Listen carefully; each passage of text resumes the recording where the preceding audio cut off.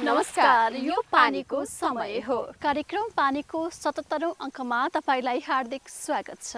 आज हामी कागज उद्योग र लघु जलविद्युत आयोजनाका फाइदाबारे कुरा गर्नेछौँ। हाम्रो वनमा धेरै स्रोत छ, त्यसको उपयोग नहुँदा त्यसै खेर गइरहेको छ। यस्ता स्रोतको उपयोग गरे समुदायको आम्दानी बढ्न सक्छ। आम्दानी सुनिश्चित भएको समुदायले नै संरक्षणको कार्यलाई अगाडि बढाउन सक्छ। बझाङ खप्तर छान्ना गाउँमा लोक्ताको उपयोग गरी उद्योग सञ्चालन गरिएको छ।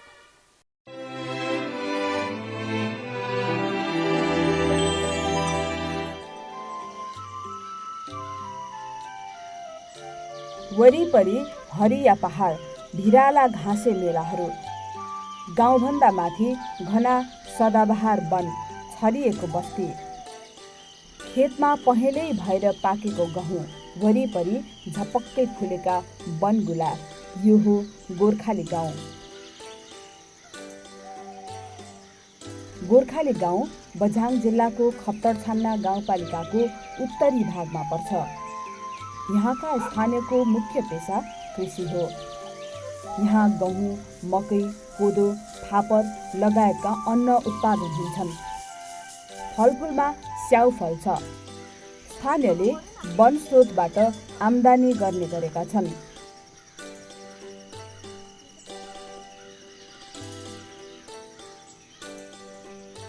गाउँको तल्लो भागमा मस्टा देवताको थान छ।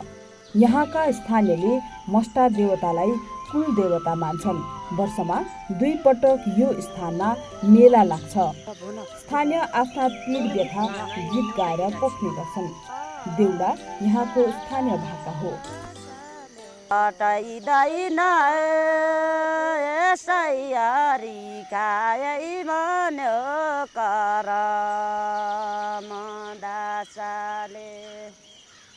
कटाइदैन बलदारी चियाका चियै बसिन्या दतारी नै कटाइदैन नलागे मागका महिना। यही गाउँमा कृष्ण खड्काको हाते कागज उद्योग छ। उनले यो उद्योग खोलेको 6 वर्ष भयो। त्यसपछि लगातार कागजको उत्पादन भइरहेको छ।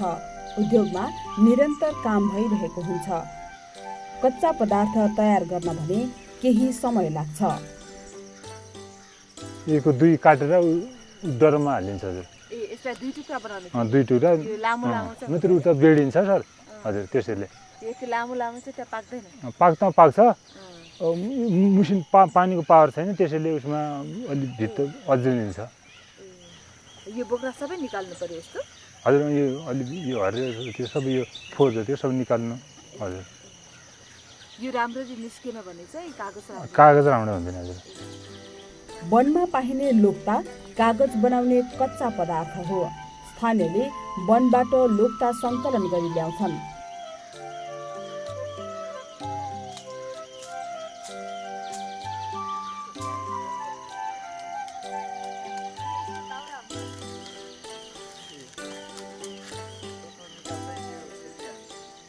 स्थानीयले सङ्कलन गरेको सामग्री उद्योगले खरिद गर्छ।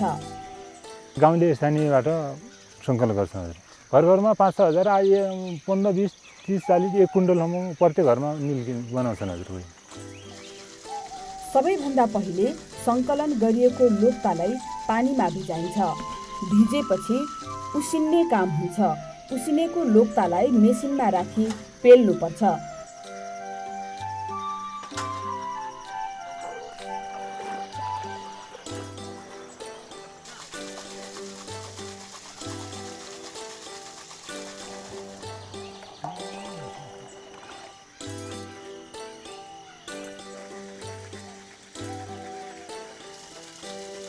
यसरी पेलेको लोक्तालाई सफा पानी भएको भाँडोमा राखिन्छ। यहाँ थोरै केमिकल मिश्रण गरी यसलाई घुल्नुपर्छ। यो मिसाउनुपर्छ। यो लेबुल एक साइज बेलेन्स मिलाउने अलि घोलेर तयार गरेपछि अब यो कागज बनाउन तयार हुन्छ। अब यसलाई थोरै थोरै मात्रामा अर्को स्थानमा सारिन्छ। यहाँबाट फ्रेममा राखिन्छ। अब यो फ्रेमलाई घाममा सुकाएपछि कागज तयार हुन्छ।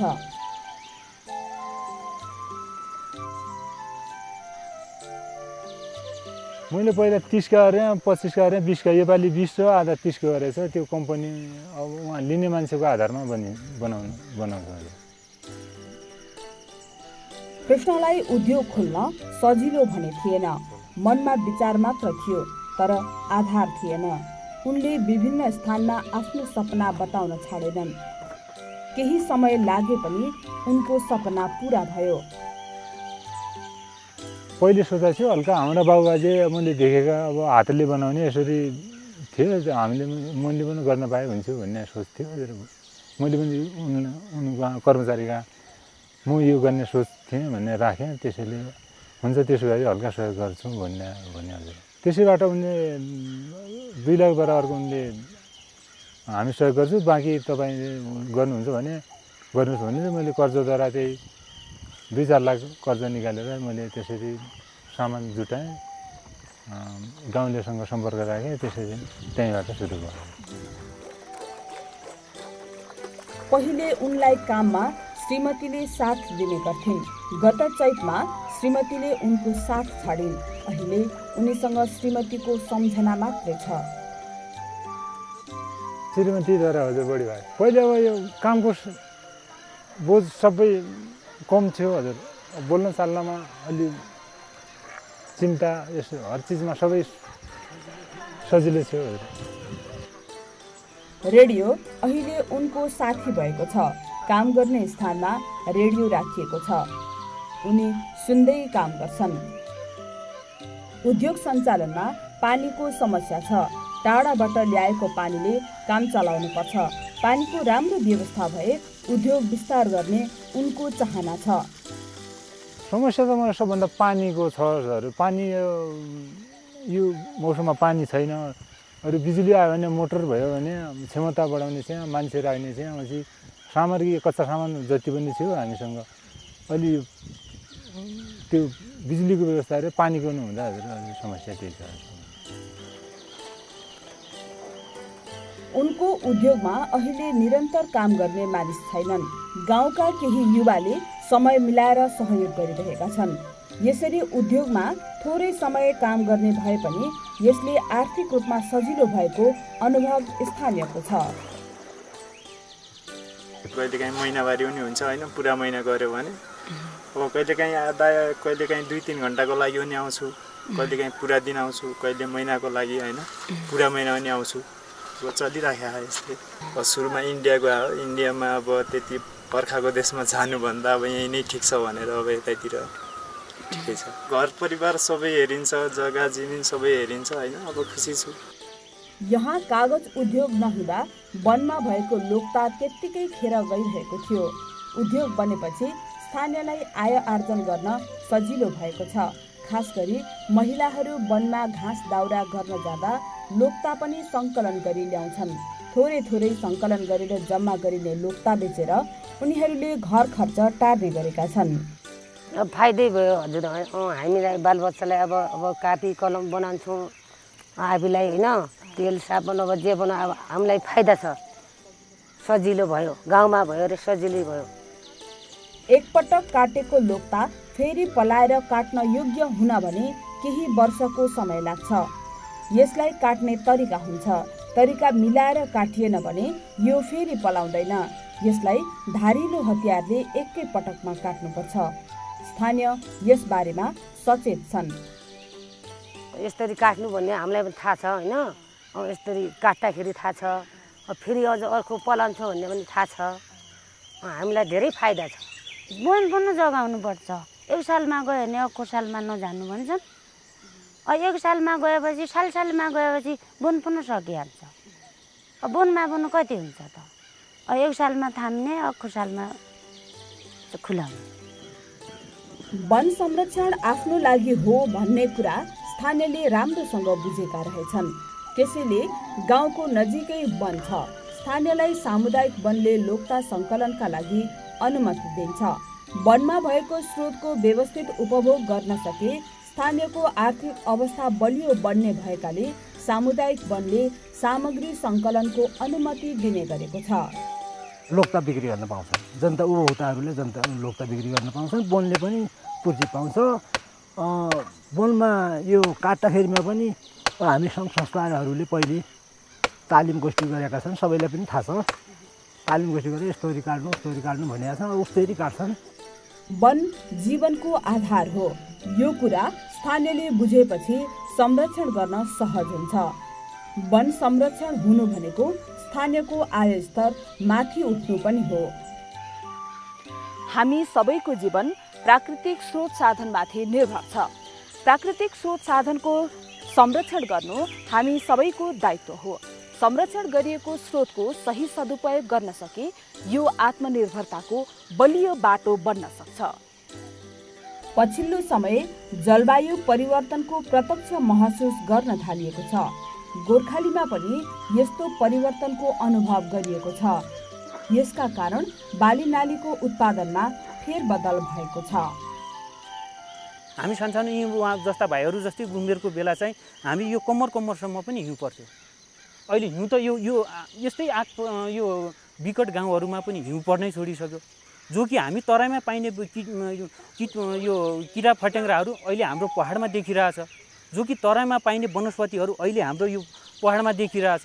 यो पहाडमा पाइने वनस्पतिहरू, त्यो जीवजन्तुहरू, ती चराचुरुङ्गीदेखि लिएर ती माथिल्लो एकदम हाइटमा पुगिसकेको छ। यस्ता समस्यासँग जुझ्नका लागि अनुकूलनताका उपाय अपनाउनु पर्ने देखिन्छ।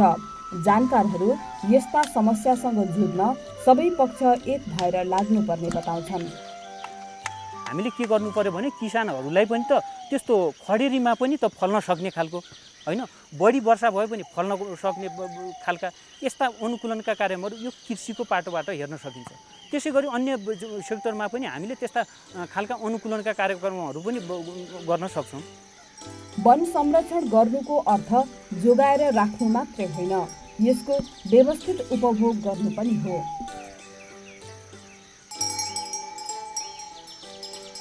एउटा सानो कागज उद्योग हुँदा पनि स्थानीयको आय स्तरमा फरक परेको छ। गाउँपालिकाले यस्ता उद्योगलाई प्रोत्साहन गर्नका लागि योजना बनाएको छ। हामीले नीतिगत कुरा बनाएका छौँ। अब कसैले पनि उद्यम आफ्नै तर्फले खोलिराखेको छ भने गाउँपालिकाले तिनीहरूलाई केही अनुदान दिने। उहाँहरूको के समस्या छ त, जस्तो कि अब कागजको कुरा गर्दा पानीको कुराको समस्या छ भने योपालि पानीको व्यवस्थापन पनि गर्ने हामीले गाउँपालिकाको उहाँको त्यो उद्यम सञ्चालन गर्नको निमित्त पाइपद्वारा त्यो पानी ल्याएर पनि सुचारू गर्ने र सहयोग गर्ने, उहाँहरूलाई अनुदान दिने के को आवश्यकता छ त्यस्तो कुरालाई गाउँपालिकाले नीति नै बनाएको छ दिने भन्ने हामीले दिइ पनि राखेका छौँ। सानो लगानी र मेहनतमा कृष्ण खड्काले सुरु गरेको कालिका हाते कागज उद्योगले वन स्रोतको उपभोग गरिरहेको छ।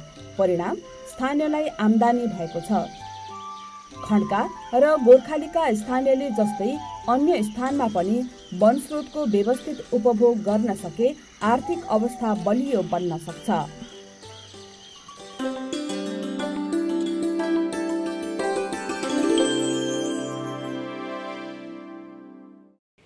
प्राकृतिक स्रोतको उपयोग नभए यसले समुदायमा चेतनाको अभाव र कमजोर अवस्थाको सङ्केत गर्छ।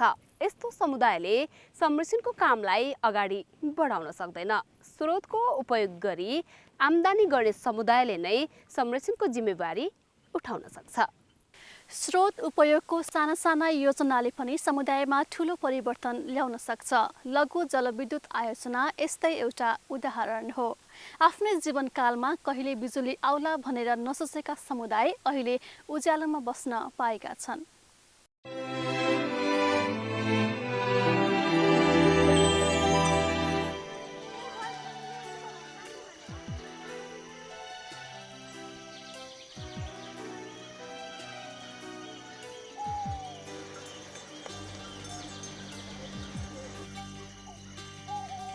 हामीले विश्वास मानेका थिएनौँ। पहिला कसरी आउँछ के गर्छ भन्ने कुरा हामीलाई थाहा थिएन।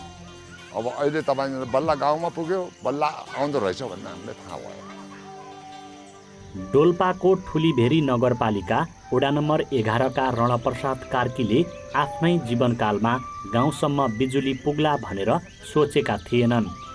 तर आँखेखोला लघु जलविद्युत आयोजनाले उनको अविश्वास गलत साबित गर्यो। विक्रम सम्वत 2073 सालमै गाउँमा बिजुली पुग्यो। सडक सुविधा नपुग्दै रह गाउँ झिलिमिली भयो। नदेख्ने देख्नु, नसुन्ने सुन्नु भन्ने कुरा यही रहेछ। यस्तो यही कुरा भएछ।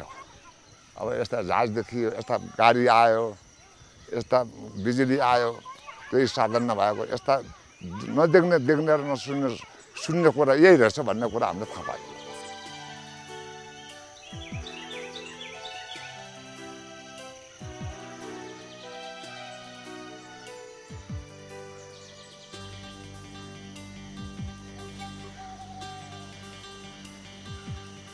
फोक्सुन्डो सुलीगाड जलाधार क्षेत्रमा पर्छ आँखेखोला लघु जलविद्युत आयोजना। यही आयोजनाबाट उत्पादन हुने बिजुलीले यस क्षेत्रका स्थानीयको जीवन सहज बन्दै गएको छ। आँखेखोला लघु जलविद्युत आयोजनाबाट ठुलीभेरी नगरपालिका वडा नम्बर 10 र 11 अनि से फोक्सुन्डो गाउँपालिका वडा नम्बर 8 का स्थानीय लाभान्वित भएका छन्। गाउँमै बिजुली पुगेपछि स्थानीयले विद्युतीय चुलोको प्रयोग गर्न थालेका छन्। आजकल स्थानीय विगतको भन्दा दाउराको प्रयोग कम गर्छन्। यसले वनमाथिको चाप घटाएको छ। स्थानीयको जीवन नै उज्यालो भएको छ। पहिला बत्ती नहुँदाखेरि अब गाउँबाट जङ्गलबाट दियालो भन्ने उजुहरू ल्याएर बाल्थेँ। त्यो पछाडि अनि अलि सुविधा भएर मटेलको टुक्की बनाएर बाल्थेँ। अनि अहिले अनि बत्ती आयो। बत्ती आइसकेपछि त धेरै राम्रो, कसैले सोलर पनि किन्यो बत्ती नहुँदाखेरि। डोल्पा जिल्लामा अझै पनि सञ्चारको भरपर्दो सुविधा छैन। बिजुली पुगेपछि टेलिभिजन मार्फत देश विदेशका खबर सहजै थाहा पाउँछन् रह गाउँका बासिन्दाहरू। यसले सूचनामा पहुँच बढाएको छ। कुटानी पिसानीका लागि जोखिम मोलेर घट्ट कुद्नुपर्ने बाध्यता हटेको छ। विकासका पूर्वाधार मध्ये विद्युत एउटा हो। बिजुलीले सर्वसाधारणदेखि राष्ट्रकै समृद्धिमा सहयोग पुग्छ। काम छिटो छरितो हुन्छ। यसबाट स्थानीयको रोजीरोटीमा टेवा पुग्छ। बिजुली भए त धेरै फाइदा छ सर। अनि बिजुली आएपछि अब केही गराघर आए बेला मसला पिस्न, पानी चार्ज गर्नुपर्छ, चार्ज गर्ने सुविधा। अनि पानी सानी तताएपछि खाना पकाउने अब छिटो हुने सुविधा। उज्यालोको लागि अँध्यारो हुन्छ, कोठाहरू उज्यालो चाहिने। घर बसी पिस्नु छ, सुख सुविधा छ। खोला जानु छैन, ढुङ्गो लाग्नु छैन, लोड्नु छैन। अब गएपछि हाम्रो मान्छे कति ढुङ्गो लाग्यो, कति लोट्या, कति दुःख भयो हामीलाई। अहिले अब मेसिन घर आयो। मेसिन घर आउँदाखेरि बिहान एक पाती पिस्यो, बेलुका एक पाती पिस्यो, खायो। बत्ती आइसकेपछि अब टिभीहरू पनि राम्रै छ, हेरिरहेछ। देश विदेशको खबरहरू पनि सुन्न पाइएछ। मोबाइल चार्जर भन्न पाइएछ। 51 किलोवाट क्षमताको यस विद्युत आयोजनाबाट हाल दैनिक झन्डै 46 किलोवाट बिजुली उत्पादन हुन्छ। विद्युत आयोजनाका 327 ग्राहक छन्। विद्युत उपभोग गरे बापत प्रति युनिट 10 रुपैयाँ तिर्नुपर्छ। आयोजनाबाट उत्पादित विद्युत वितरण गर्न 2 जना अपरेटरको व्यवस्था गरिएको छ।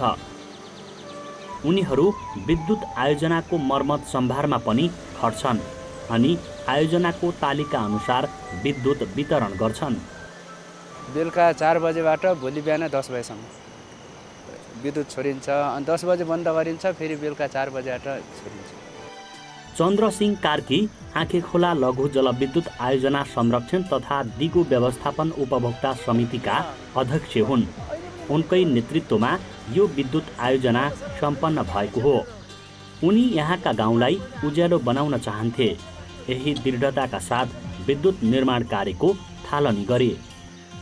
अरू सबै ठाउँमा टाढा टाढा ठाउँ चाहिँ पुग्यो तर हाम्रो ठाउँमा चाहिँ त्यो बत्ती नभएको कारणले गर्दा हामीले चाहिँ आफै एउटा लघु जलविद्युत निकाल्ने भन्ने कुराकानी गर्यो त्यसपछि सल्लाह अनुसार अनि निकाल्ने प्रोग्रामतिर गयो 3 करोड 65 लाख रुपैयाँको लागतमा आँखेखोला लघु जलविद्युत आयोजना सम्पन्न भएको हो। विकटताले पिल्सिएको डोल्पामा विद्युत उत्पादन गर्न त्यति सहज थिएन। निर्माण सामग्री ढुवानी गर्नु मुख्य चुनौती थियो। सामान बोक्नका लागि हेलिकप्टर र हवाईजहाज बाहेक अर्को विकल्प थिएन। तर विद्युत आयोजना सम्पन्न गर्न निर्माण समितिका अध्यक्ष चन्द्रसिंह कार्की निराश भएनन्। आयोजना निर्माण गर्न उनको अगुवाईमा समितिका अन्य सदस्यहरूको साथ महत्त्वपूर्ण रह्यो अनि आयोजना पुरा भयो। यसो दुर्गम छ हिमालको टुप्पोमा एउटा फलामको डल्ला सानो 1 केजीको फलामको डल्ला यहाँ पुर्याउँदाखेरि 165 रुपियाँ जिल्लाको दर रेट भने यो हाम्रो सुलिगाबाट यहाँ आउन चाहिँ हामीले 52 रुपियाँ किलो दिनुपर्छ 80 किलो सामान। त्यति सङ्घर्ष हामी काम गर्नुपर्छ। चन्द्रसिंह कार्की विगत 10 वर्षदेखि सिर्जना चोरी सिकारी नियन्त्रण दल समन्वय समितिमा अध्यक्षको जिम्मेवारी सम्हाल्दै आएका छन्। दिगो विकासको बाटोमा अघि बढ्न विद्युत अपरिहार्य हुने कार्कीको बुझाइ छ। त्यसैले उनी आँखेखोलाबाट थप बिजुली उत्पादन गरी अँध्यारो गाउँलाई उज्यालो पार्ने योजनामा छन्। गत वर्षबाट हामीले जिल्लाका सबै जिम्मेवारी मान्छे लगायत अब यो खोलाबाट अब 500 देखि 1 मेगावाट बत्ती निकाल्ने भन्ने वर्षमा चलिसकेपछि अहिले हामीले अब पिरिभिसिटी गरियो, डिटेल सर्वे गरियो, सबै गरेर अब फाइनल रिपोर्ट हामीले काठमाडौँ पठाएको छौँ। स्थानीय आँखेखोलामा बग्ने पानीले यहाँ विद्युत उत्पादन सम्भव भएको हो। यो फोक्सुन्डो सुलीगाड जलाधारको सहायक खोला पनि हो। आँखेखोलाबाट उत्पादित बिजुलीले ठुला विद्युत आयोजना कुरेर बस्नु परेन, न त खोला थुनेर बाँध नै बाँध्नु पर्यो, बरु स्थानीयको आवश्यकता पूर्ति भयो। तल्लो तटमा समेत कुनै असर गरेन। यस्ता आयोजना जलचर मैत्री हुन्छन्, राष्ट्रको समृद्धिका लागि आधारशिला बन्छन्। अर्कोतर्फ बगेर खेर गइरहेको पानीको सदुपयोग भएको छ। त्यसैले आँखेखोला लघु जलविद्युत आयोजना जस्ता साना विद्युत योजनालाई प्राथमिकता दिइनुपर्छ।